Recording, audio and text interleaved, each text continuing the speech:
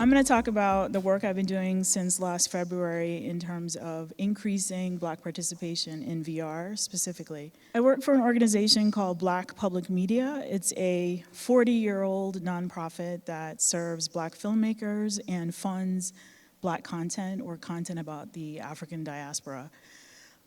We're a staff of 7. We're based in Harlem. I work remotely from Atlanta. There's another director that works remotely from DC. We're quite a small team. We are funded by Corporation for Public Broadcasting, which is the entity in the US that funds public broadcasting TV stations. We are one of 5 minority consortia known as the National Multicultural Alliance that each focuses on an underrepresented group of filmmakers in the US. And so Vision Maker Media focuses on Native American filmmakers and stories from Indian country.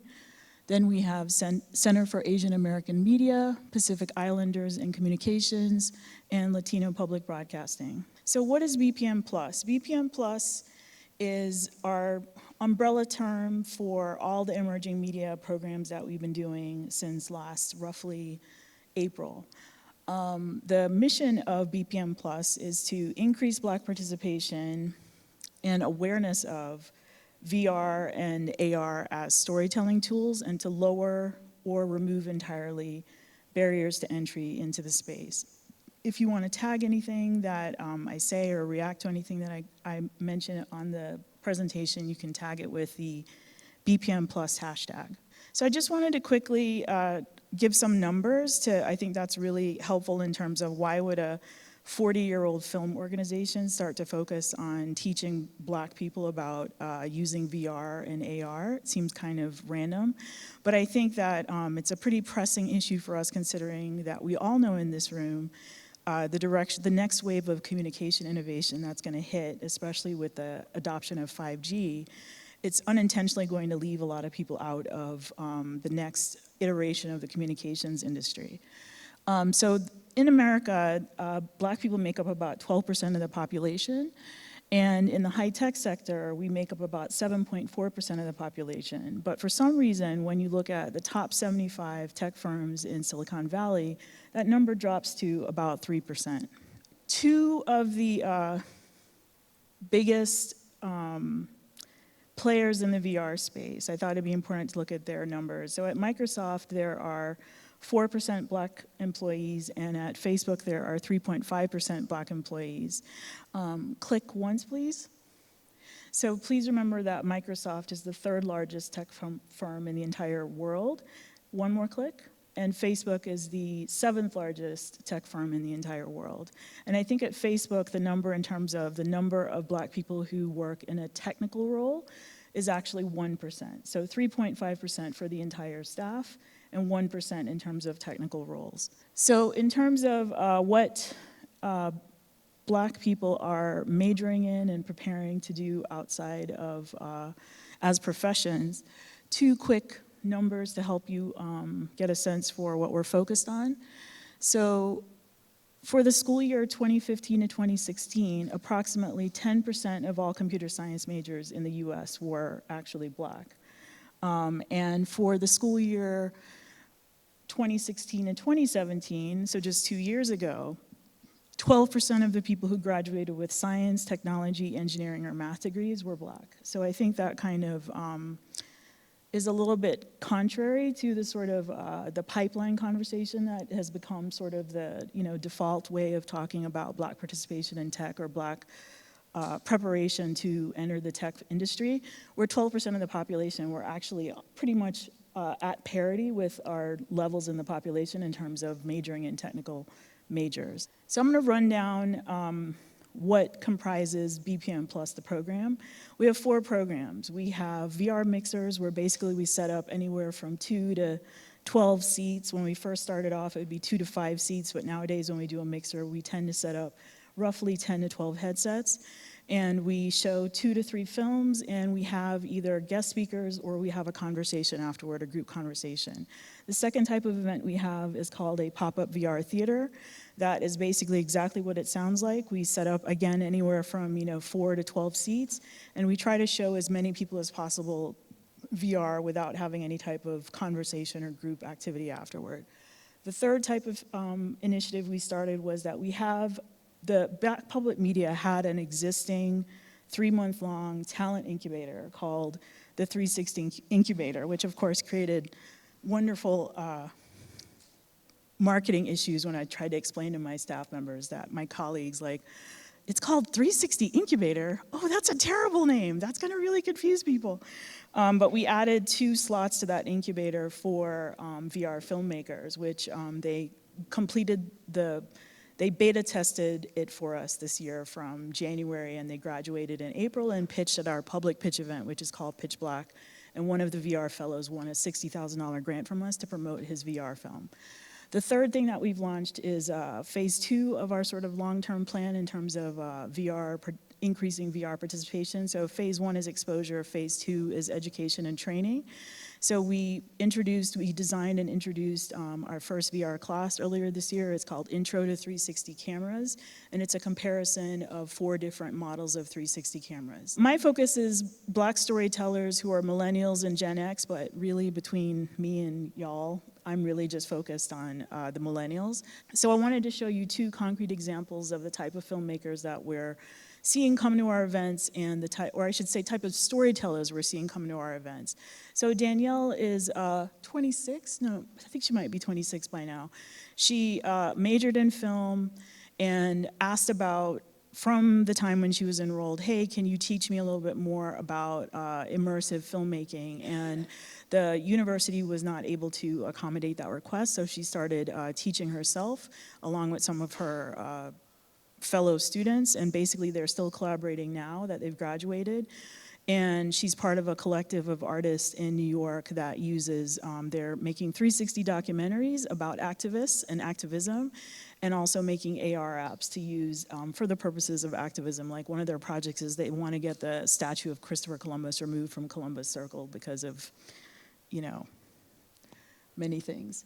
Next is Ashley Backus-Clark, who did not major in film, which we find that probably 30 to 50% of the filmmakers or storytellers we encounter do not come from a traditional filmmaking background at all. And she majored in molecular and cellular biology, and basically was doing stem cell research before she became a VR filmmaker. Next slide. I met her at in January 2017 at Sundance, when she was debuting a project, a 5-minute animated sci-fi short called Neurospeculative Afrofeminism. It's an Afrofuturist short. She had created with her collaborators at a company called Hyphen Labs. And so they made it for about $200,000 in late 2016 for 5 minutes, had to do all the models themselves. I think if they were to do that project now for even $100,000, they could probably make half an hour of content and do 5 to 6 5-minute episodes, because the technology has progressed so rapidly in the last 3 years. Barriers to entry, I'm gonna quickly blow through these. So the types of things people are telling us from our, organically dealing with them. So we've shown VR to about 500 people now at this point since last April. And what I'm finding, my entirely unscientific estimate, is that roughly 1 to 3% of Black people between the age of 30 and 50 have seen VR. It's an extremely low number. Cost of equipment is another barrier. When we as an organization, as an educational nonprofit, we're looking to get devices so that we could start doing XR events, it was shocking to realize that, even though a headset at the time cost $79 to get a Samsung Gear, the phone used is $500 and new is $800. So for us to outfit one seat for a VR theater is $1,000, including the headphones, which was entirely cost prohibitive to us as a 7-person nonprofit. So I think even with the prices falling now to $200 to $400 for the phone-free, untethered headsets, what I throw out to the audience is to say, would you spend $200 on something that you have a mild curiosity about? I wouldn't, but maybe you would. And I think that we have unrealistic expectations for the customer to think that they would buy a VR headset on a whim just because they're curious about something. I think you have to get people to be more than curious and to actually be fully vested in something, or have a game that they like or an experience that they like that they're addicted to playing, and that gives them a reason to actually purchase the headset. Silos within universities, something that was interesting to realize was going on. So what I'm finding is that There are XR labs being created at university levels, but that they are restricted to people who are either in a particular course, a particular program, or in a particular major. And if you are not in that course, that major, that program, you're not allowed access to the equipment in the XR lab. So I have to say, like, you know, where does that leave? What I've been hearing from people who aren't the right major is that they're really frustrated. Like, I met a woman from Columbia Business School who has a VR startup idea and could not find collaborators, could not get access to headsets at school, et cetera, et cetera. So I just think you know, if XR is fundamentally a multidisciplinary field, we need to be training people at the university level across disciplines. So pre-med students need to be exposed to XR from the university and, you know, learn how to deal with coders and talk to coders at university level, rather than us kind of throwing those two groups together after school and expecting them to somehow come up with some amazing apps. Cost of training. So I've been tracking the cost of classes for about a year and a half now. And what I found is that we have everything from, at the bottom, we have a free 12-hour Unity course, all the way up to a $2,000 4-day Intro to VR course, which ends up being about $62 an hour. So what I'd like to, you know, challenge the audience to do is that wherever you're based, when you see or your internal organization or your partners pricing any sort of workshop, incubator, lab at $40 or higher, I want you to understand that that's going to have unintentional consequences in terms of pricing out underrepresented groups from being able to participate in those classes. So really be mindful of your pricing. No place to edit. So these are barriers to participation. So this is now not just exposure, but after you've been exposed to it and now you're fully committed to experimenting in VR, maybe you bought a 360 camera. What I've been hearing from the young filmmakers is that they don't have public places to edit. There aren't any VR edit suites set up, similar to how if you're a filmmaker that there are, you know, plenty of places if you're in hub cities like New York or LA that you can go edit things. And so for VR, that doesn't really exist yet, that there are just computers out there with the right, you know, plugins on Premiere already activated and installed. What they're also finding is that when they graduate from university, they are shut out of their university's equipment, access to that equipment, because they are no longer a currently enrolled student. Again, I feel like that's kind of a short-sighted decision. Even if it's 1 day a week, surely the university equipment labs or computer labs can accommodate having alumni have access to those labs for even 1 day a week so they can come in and work on their projects. And it's very expensive to attend the A-list film festivals and tech conferences where we tend to be showcasing what I'll call top shelf XR experiences. So, you know, it adds up to a lot. Again, if you're an independent filmmaker, and especially if you're a Black independent filmmaker, you probably don't have that much disposable income to go blow like $1,000 to $2,000 on a festival experience. So these are some photos of our activations and our mixers and our pop-up theaters since last April. So on the left, we have our activation during Essence Festival at New Orleans. On the right is Hannah Beekler, who came by that activation. This was before she won her Oscar this January or February. Two of our promos for our AI mixer that we had with Stephanie Dinkins, who's working on an AI based on 3 generations, 3 women in her family. It's called I Am Not the Only One.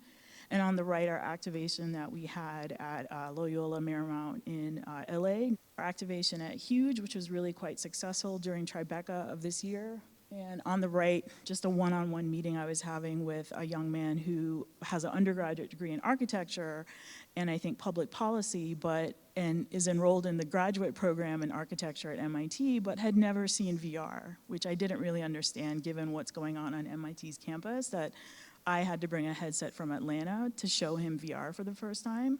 That literally doesn't make any sense at a place like MIT or Georgia Tech, et cetera, et cetera. And that's our activation at PBS TechCon, which is PBS's annual tech conference. So in summary, since last April, we have exposed about 500 people to VR at 22 events in 18 locations with 17 partners in 4 different states. We've done 10 VR mixers and 14 pop-up VR theaters. So let's do a little game called Are You a Gatekeeper? Do you have access to VR or AR equipment or software? Raise your hand. Yeah. Do you know working XR professionals? That's everybody in the room, yes. Do you sit on the board or an advisory board of an XR organization?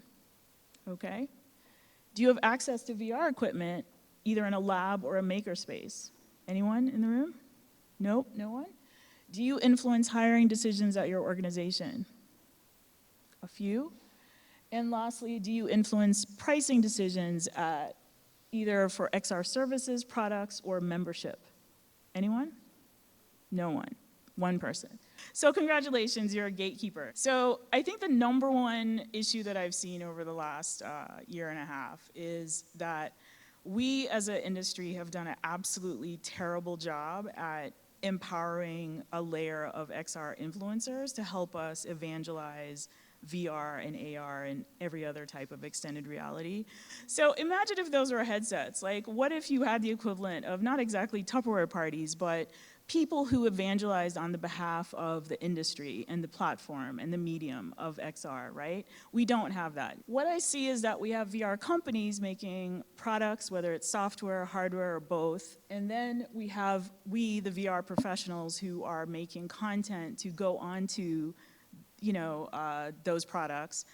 And then it seems like there's this missing layer between us and the consumer. And I don't understand why there's been such a massive oversight, because I know all the issues and barriers to entry that I ran into trying to get my organization into the XR industry, lack of visible ways and easy ways for me to understand how to order equipment without it having to be a huge order of 50 headsets or 100 headsets. Wanting to join the VR AR Association and seeing that the nonprofit membership is $4,500 for a nonprofit, which is completely absurd.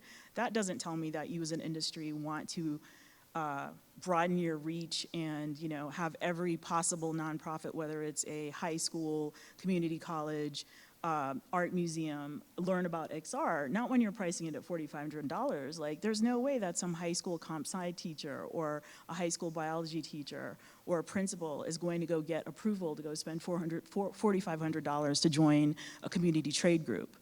That's just absurd. But yet supposedly that's the number one place where I'm supposed to go for information about this industry, and it has like over 19,000 members or something like that.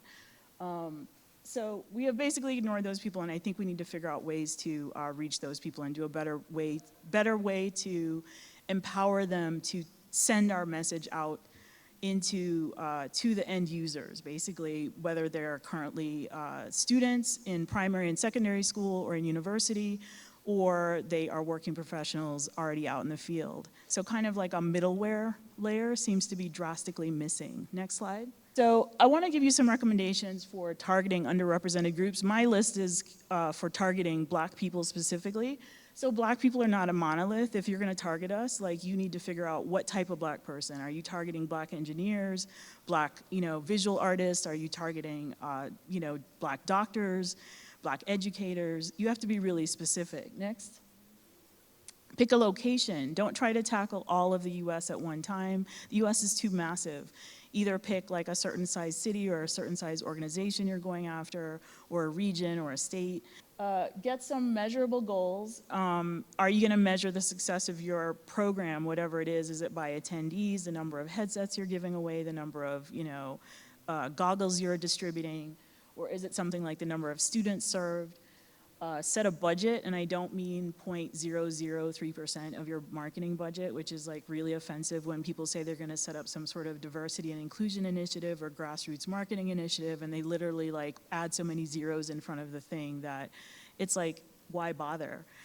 If you're gonna actually make an effort to reach a particular target audience, then treat it seriously and create a real budget and allocate real money behind it. Hold your leadership accountable, everything else that we do at a company level, there's accountability. If the product doesn't ship on time, there's a penalty for that. You don't get X percentage of your bonus or your X percentage of your options that you're supposed to get. I don't see why reaching a particular type of consumer or increasing diversity, Black employee numbers at your company shouldn't also have similar hard metrics tied to both your senior management as well as your C-suite. Partner with Black organizations, be clear about what you're offering them, and remember, be humble, because Black organizations, remember the numbers I showed you at the beginning, they literally have no reason to trust you as a tech organization. So any skepticism on their part is actually the result of 400 years of history in America. So it's not like they just don't like you, and it's not personal. Pace yourself. When we started doing the mixers, we had one mixer, I remember, where 5 people RSVP'd. And then it rained, and I don't know if you know anything about New York. When it rains, pretty much people don't go anywhere. So I think one person showed up, and she turned out to be lovely, and she was great. But I was like, I can't believe this is so hard. And fast forward to a year later, hosting the mixer at Huge and having it be this massive success during Tribeca with filmmakers there, and it turned out really well. But we just had to be really patient and just continue to iterate and build relationships. Be resilient. It might take 3 to 5 tries before you start to experience success, and just use these iterations to build relationships. And lastly, research the people on the BPMplus VR talent list, which I will distribute at the desk by the end of the day. I realize I forgot to staple the handout, so I will do that and put that at the front desk for everybody. And I think that's it. Next slide. Oh yeah, thank you. So I'll be here for the rest of the week, so if anybody has any questions for me, please feel free to come introduce yourself. Thank you.